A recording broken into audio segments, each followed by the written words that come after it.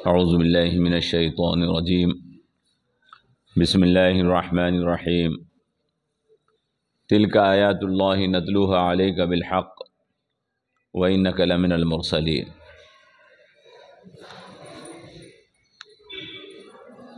وہ اللہ کی آیتیں ہیں، تلک آیات اللہ، وہ اللہ کی آیتیں ہیں، ہم ان کو تلاوت کرتے ہیں آپ کے اوپر حق کے ساتھ۔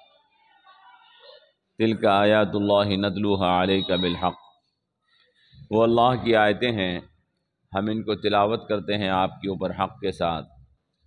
وَإِنَّكَ لَمِنَ الْمُرْسَلِينَ، اور بے شک آپ رسولوں میں سے ہیں۔ یہ دوسرے پارے کی آخری آیت ہے، یہاں 2 پارے پورے ہو جاتے ہیں۔ اس سے پہلے جو حالات بیان کیے گئے، بنی اسرائیل کے حالات بیان کیے، اللہ تبارک و تعالی نے حضرت موسیٰ علیہ السلام کے حالات بیان فرمائے، حضرت عیسیٰ علیہ السلام کے بھی حالات کچھ بیان فرمائے، اور اب یہ فوراً جو واقعہ سنایا حضرت شموئیل علیہ السلام کا، طالوت کا، جالوت کا، یہ تمام واقعات قوم بنی اسرائیل سے تعلق رکھتے ہیں۔ اور بنی اسرائیل یہ قوم جو تھی، یہ ملک شام میں رہتی تھی، میں نے آپ کو بتایا،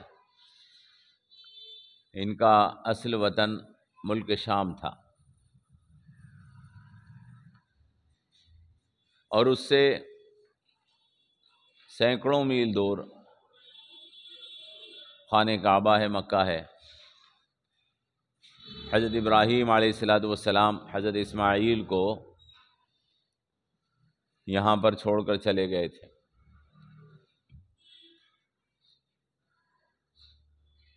تو بنی اسرائیل میں اور بنو اسماعیل میں یہ دونوں ویسے تو بھائی ہیں، بھتیجے اور چچا کا رشتہ ہے۔ حضرت یعقوب علیہ السلام کی اولاد کو بنی اسرائیل کہا جاتا ہے، جو حضرت اسماعیل کے بھتیجے تھے۔ لیکن ان دونوں چچا اور بھتیجے میں جہاں پر یہ لوگ آباد تھے، سینکڑوں میل کا فاصلہ ہے۔ توریت بھی جو نازل ہوئی تھی حضرت موسیٰ علیہ السلام پر، وہ عرب میں نازل نہیں ہوئی تھی۔ توریت حضرت موسیٰ پر نازل ہوئی تھی مصر میں، اور مصر سے حضرت موسیٰ بنی اسرائیل کو چھڑا کر لے گئے تھے اللہ کے حکم سے، وہ فلسطین لے گئے تھے۔ تو وہ بھی سینکڑوں میل دور کی بات ہے۔ اس زمانے میں کوئی ایسی تاریخ نہیں تھی، کوئی ایسے ذرائع نہیں تھے کہ ایک جگہ کے حالات دوسری جگہ کے لوگوں کو معلوم۔ تو حضور اکرم صلی اللہ تعالی علیہ وسلم مکہ مکرمہ میں پیدا ہوئے، وہیں پر آپ کو نبوت ملی، اور وہیں پر جناب رسول اکرم صلی اللہ تعالی علیہ وسلم پر وحی کا نزول ہوا۔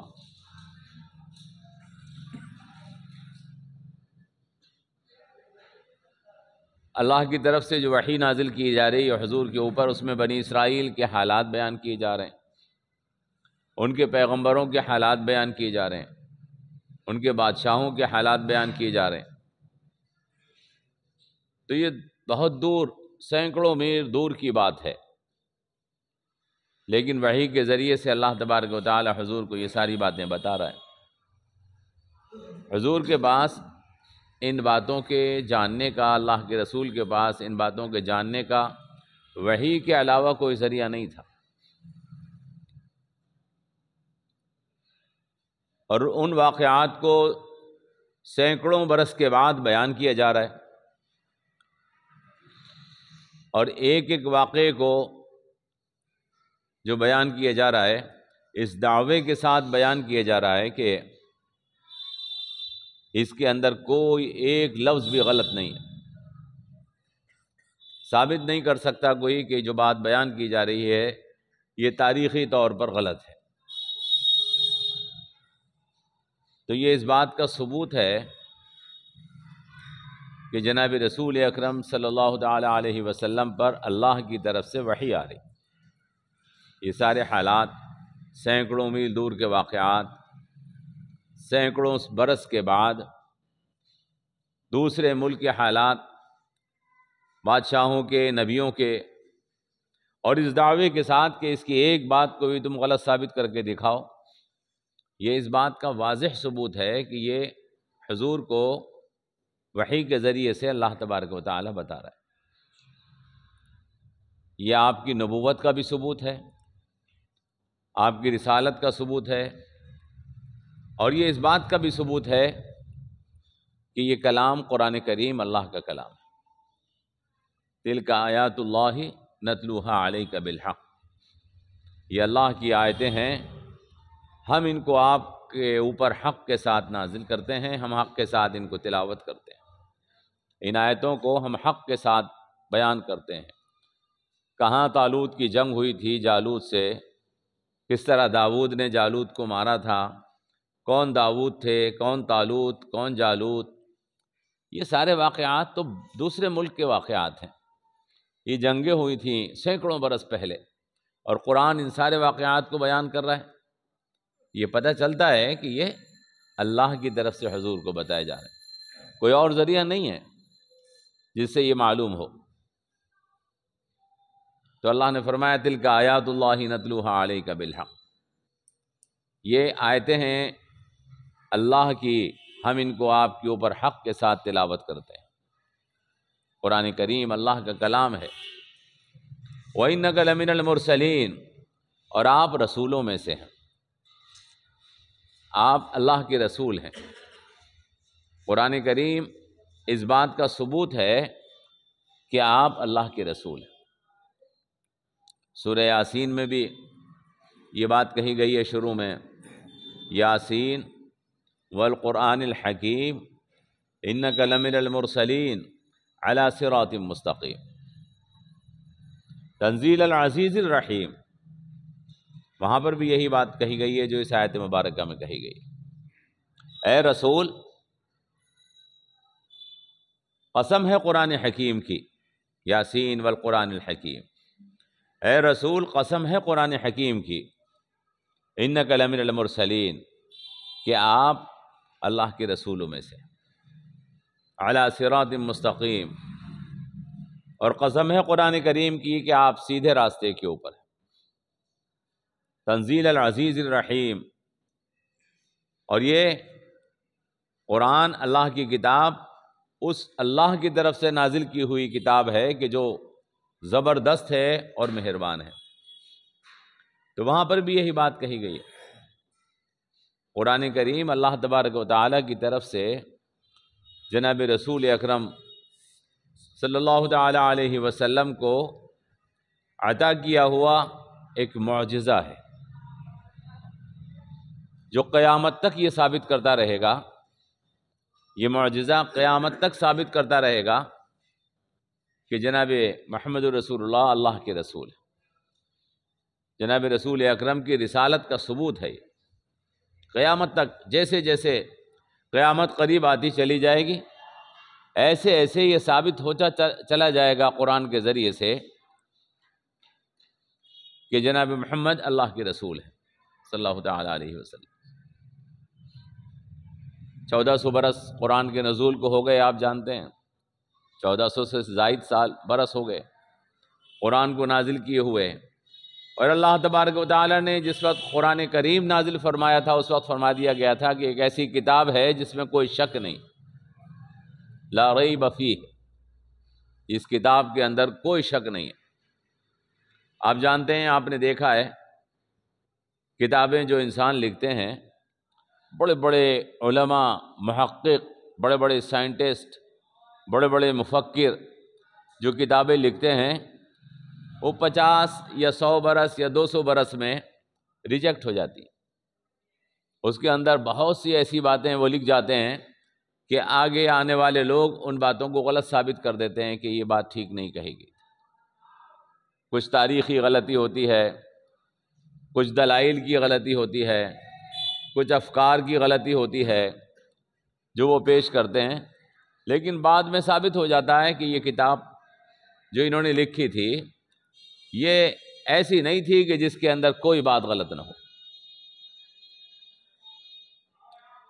اسکولی نصاب جو ہے، آپ دیکھتے ہیں جو اسکولی بچے ہیں وہ جانتے ہیں کہ اسکولوں کے اندر نصاب پڑھایا جاتا ہے بچوں کو، اور اسی لیے پڑھایا جاتا ہے بچوں کو اسکولوں میں نصاب کے وہ علم حاصل کریں۔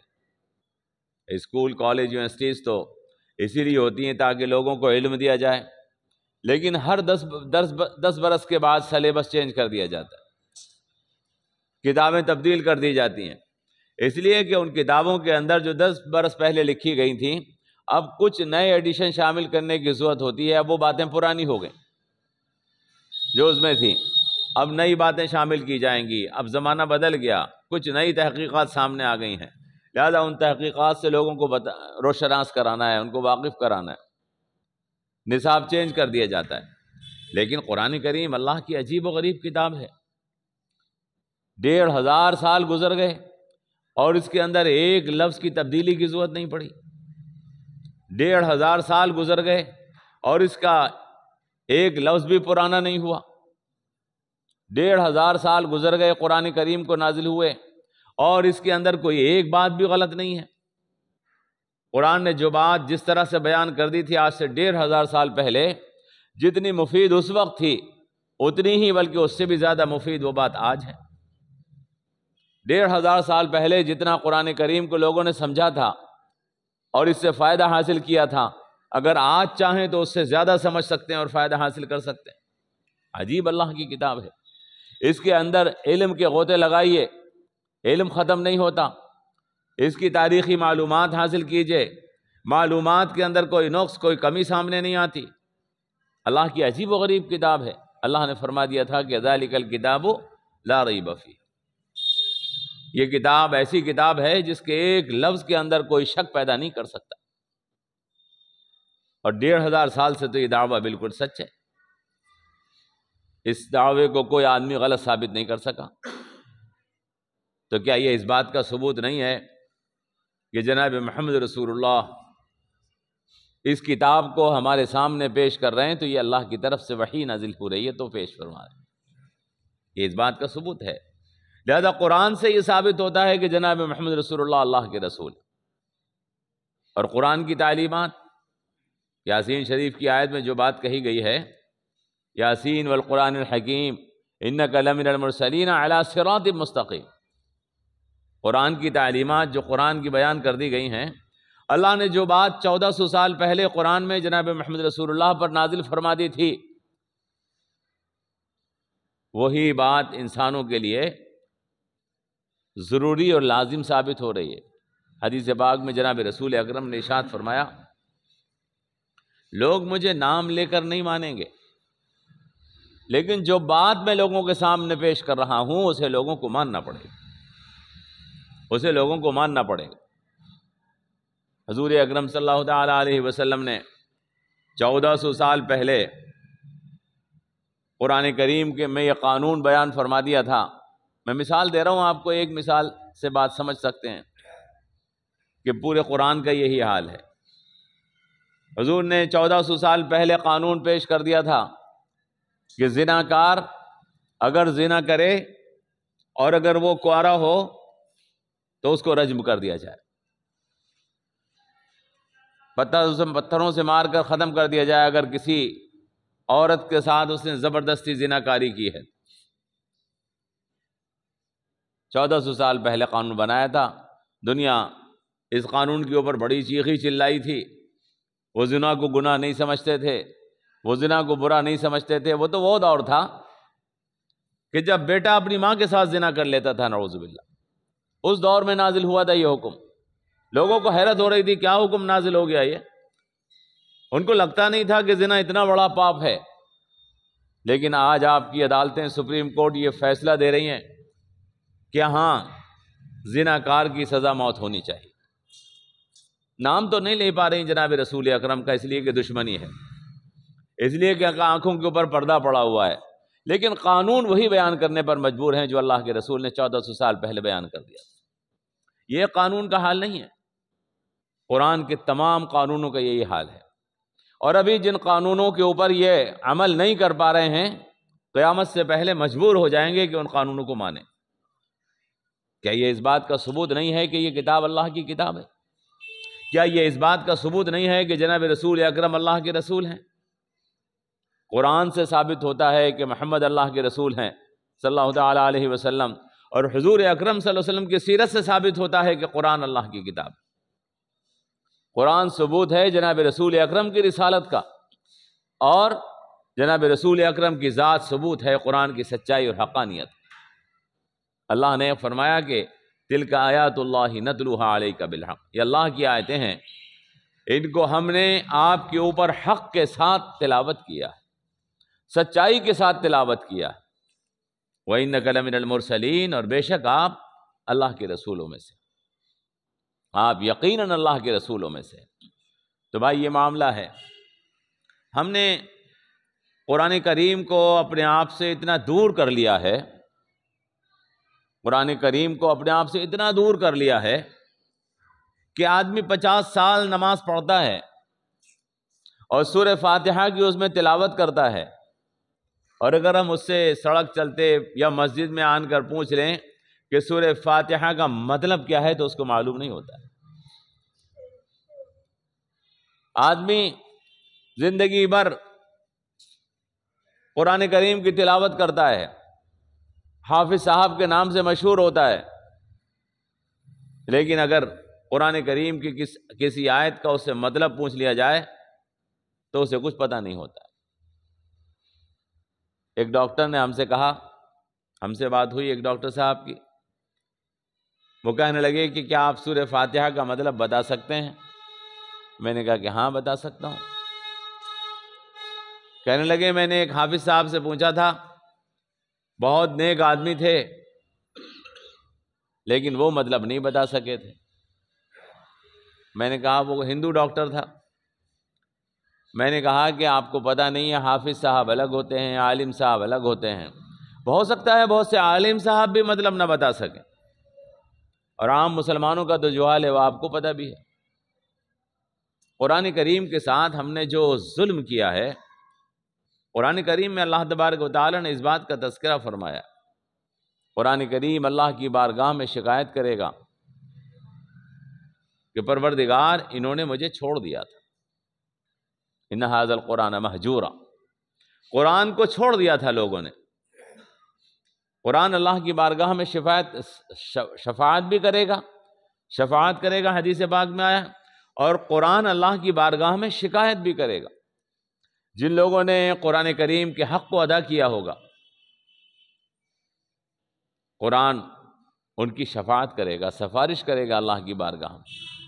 اور جن لوگوں نے قرآن کریم کو چھوڑ رکھا ہے، اس کی آیات پر نہ تدبر کیا، نہ غور و فکر کیا، نہ کبھی سمجھنے کی کوشش کی، اور نہ کبھی عمل کرنے کی توفیق ہوئی، قرآن ان کی شکایت کرے گا، اللہ کی بارگاہ میں شاکی ہوگا۔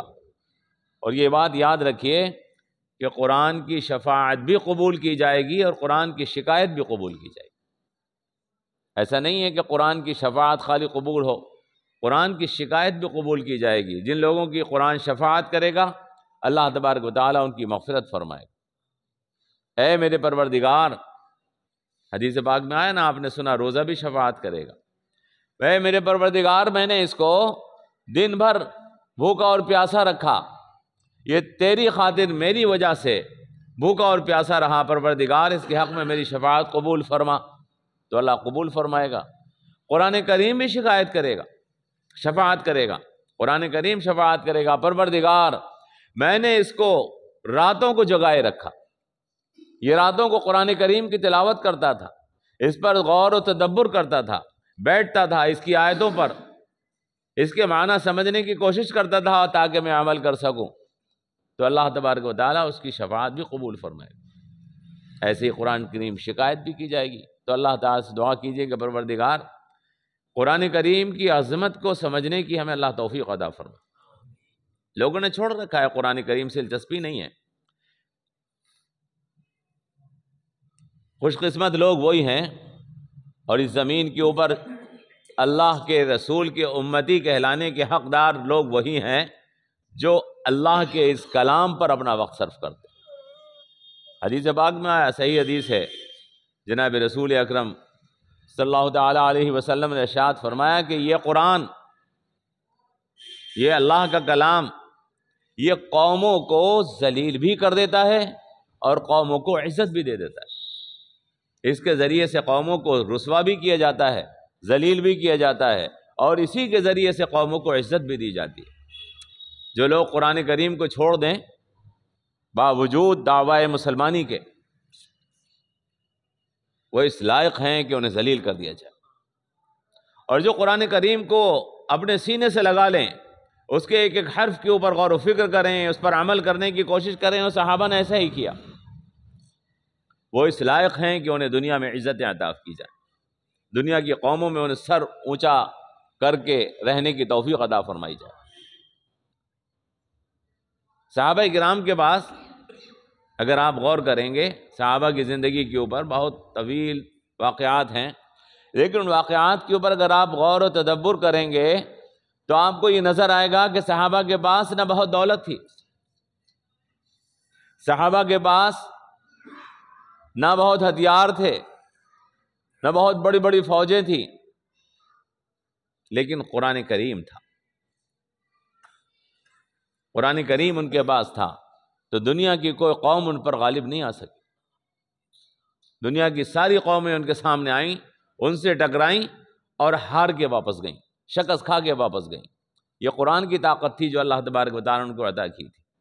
جناب رسول اکرم صلی اللہ تعالیٰ علیہ وسلم آج ہمارے بیچ موجود نہیں ہے، اللہ کے رسول موجود نہیں ہے۔ حضرت عائشہ صدیقہ رضی اللہ تعالیٰ عنہا کی حدیث آپ نے سن رکھی ہے، جب حضرت عائشہ صدیقہ رضی اللہ تعالیٰ عنہا سے پوچھا گیا کہ قرآن، انہوں نے کہا، جب ان سے پوچھا گیا کہ جناب رسول اکرم صلی اللہ تعالیٰ علیہ وسلم کی کوئی عجیب بات سناؤ، حضرت عائشہ سے کسی صحابی نے آن کر، کسی تابعی نے آن کر پوچھا کہ آپ حضرت عائشہ حضور اکرم صلی اللہ تعالیٰ علیہ وسلم کی زوجہ مطہرہ ہیں، حضور کی زندگی کی کوئی عجیب بات سنائیے۔ تو حضرت عائشہ نے پوچھا ان صاحب سے کہ قرآن نہیں پڑھتے؟ کہنے لگے پڑھتا ہوں۔ کہنے لگے بس جو قرآن ہے وہی حضور کی زندگی، جو قرآن ہے وہی حضور کی زندگی ہے۔ اگر حضور کو دیکھنا چاہتے ہو اپنے بیچ میں، اگر اللہ کے رسول کا تقرب چاہتے ہو تو قرآن سے قریب ہو جاؤ۔ آج ہمارے بیچ میں حضور موجود نہیں ہے، اللہ کے رسول موجود نہیں ہے، لیکن اللہ کے رسول پر اللہ نے جو کلام نازل کیا وہ موجود ہے۔ ہم اس کے ذریعے سے پہچان سکتے ہیں جناب رسول اکرم کی ذات اقدس کیسی تھی۔ تو اس آیت مبارکہ میں جو بات اللہ نے بیان فرمائی ہے وہ بالکل صاف ستھری اور واضح ہے۔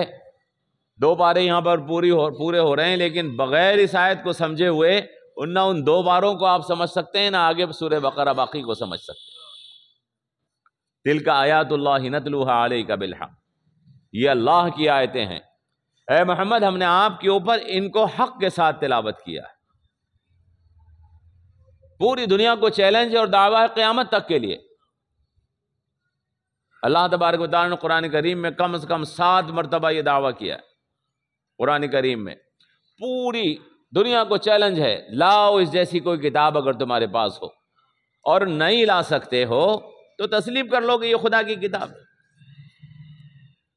تلک آیات اللہ نتلوها علیک بالحق، یہ اللہ کی آیتیں ہیں، ہم آپ کے اوپر اے محمد اس کو حق کے ساتھ تلاوت کرتے ہیں۔ وَإِنَّكَ لَمِنَ الْمُرْسَلِينَ، اور آپ یقیناً اللہ کے رسولوں میں سے، آپ یقیناً اللہ کے رسولوں میں سے ہیں۔ قرآن ثابت کر دے گا کہ محمد اللہ کے رسول صلی اللہ تعالیٰ علیہ وسلم۔ تو اللہ سے دعا کیجئے کہ پروردگار ہمیں قرآن کریم کو اپنے سینے سے لگانے، اپنے سینے میں لانے اور اس پر عمل کرنے کی توفیق عطا فرمائے۔ کتنا اچھا لگے آپ کو اگر آپ جناب رسول اکرم صلی اللہ تعالیٰ علیہ وسلم سے سینہ ملائیں، مسلمان کو کتنا اچھا لگے گا۔ اور اس کے ملانے کا یہ طریقہ تو موجود ہے ہمارے سامنے کہ اللہ کے رسول سے تو ہم نہیں مل پا رہے، انشاءاللہ قیامت کے دن ملیں گے، جنت میں ملیں گے، لیکن آج قرآن کو سینے سے لگائیں، قرآن کو اپنے سینے سے لگائیں تو آپ کو وہی مزہ آئے گا، اگر ایمان کی محبت دل میں ہوگی وہی مزہ آئے گا جو رسول اکرم کے سینے لگنے سے آتا ہے۔ تو اللہ نے کیا فرمایا؟ تلک آیات اللہ نتلوها علیک بالحق، یہ اللہ کی آیتیں ہیں۔ اے محمد ہم نے آپ کو حق کے ساتھ تلاوت کیا ہے آپ کے اوپر اس کو، وَإِنَّكَ لَمِنَ الْمُرْسَلِينَ، اور آپ یقیناً اللہ کے رسولوں میں سے۔ کوئی بات ہو تو پوچھ لیجیے۔